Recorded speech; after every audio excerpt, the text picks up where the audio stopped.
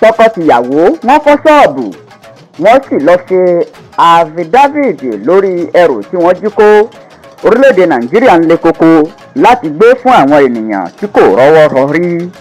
Àwọn ẹ̀ṣọ́ Àmọ̀tẹ́kùn ní ìpínlẹ̀ Ondo wọ́n ti fi ojú tọkọ-tìyàwó kan léde fún ẹ̀sùn ìdigunjalè.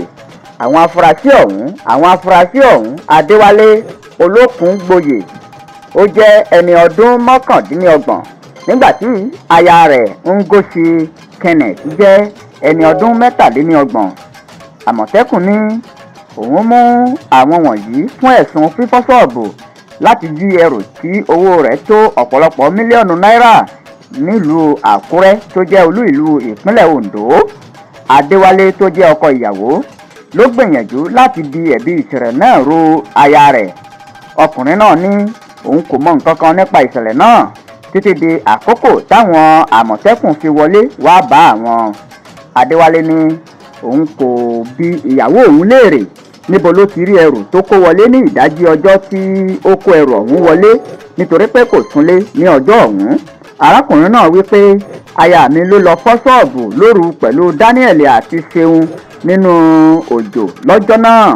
Nígbà tí mo jí ni mo bá ẹrù rẹpẹtẹ nínú ilé, àmọ́ mi ò béèrè lọ́wọ́ rẹ̀ níbi tó ti rí ẹrù ọ̀hún kó. Ọjọ́ táwọn Àmọ̀tẹ́kùn dé ni mo tó mọ̀ wípé wọ́n lọ jí ẹrù ọ̀hún ni, tí ìyàwó mi sì lọ ṣe ìwé ní ilé ẹjọ́ wípé òun lòun ni ẹrù náà. Adéwálé wípé àwọn ọlọ́pàá ISWAP ti mú àwọn rí lórí ẹ̀sùn wípé àwọn digunjalè, ṣùgbọ́n nítorí ọ̀rọ̀ yìí ni òun fi kúrò ní ìpínlẹ̀ Ondo tí òun sì lọ ń gbé ní ìpínlẹ̀ Èkìtì.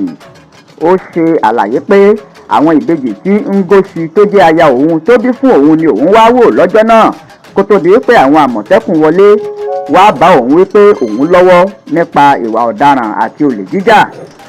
Nínú àlàyé tí Ngozi ṣe, ó wípé òun kọ́ ni òun lọ kó àwọn ẹrù wọ̀nyí, ṣùgbọ́n òun gba ẹrù yìí wọlé lọ́wọ́ Daniel àti Ṣeun nígbà tí wọ́n jí ẹrù ọ̀hún náà kó.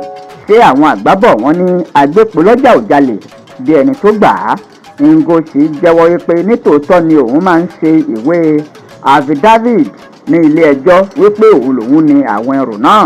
Adarí ikọ̀ Àmọ̀tẹ́kùn ní ìpínlẹ̀ Ondo Adétúnjí Adélẹ́yẹ tó fi ojú tọkọtaya ọ̀daràn náà hàn, ó ṣàlàyé wípé lẹ́yìn ọ̀ṣọ́kà ni àwọn ó gbé wọn lọ sí ilé ẹjọ́ láti lọ fojú winá òfin. Adélẹ́yẹ tó jẹ́ adarí ikọ̀ àwọn Àmọ̀tẹ́kùn ní ìpínlẹ̀ Ondo ó fojú tọkọtaya yìí hàn pẹ̀lú àwọn 30 ọ̀daràn míì ní ilé ẹjọ́. Agbẹnusọ iléeṣẹ́ ọlọ́pàá ní ìpínlẹ̀ Ondo Fúnmiláyọ̀ Ọdúnlámì Omísànyà ó ṣàlàyé pé ikọ̀ ọlọ́pàá kò mọ̀ sí nǹkan kan nípa ìṣẹ̀lẹ̀ náà. Ayé burú o, orílẹ̀-èdè Nàìjíríà ti le koko báyìí láti gbé fún àwọn tí ò rọ́wọ́ họrí o. Tọkọtaya wọn digunjalè láti fọ́ ṣọ́ọ̀bù wọ́n sì lọ ṣe ìwé nílé ẹjọ́ wípé àwọn làwọn ni ẹrù náà.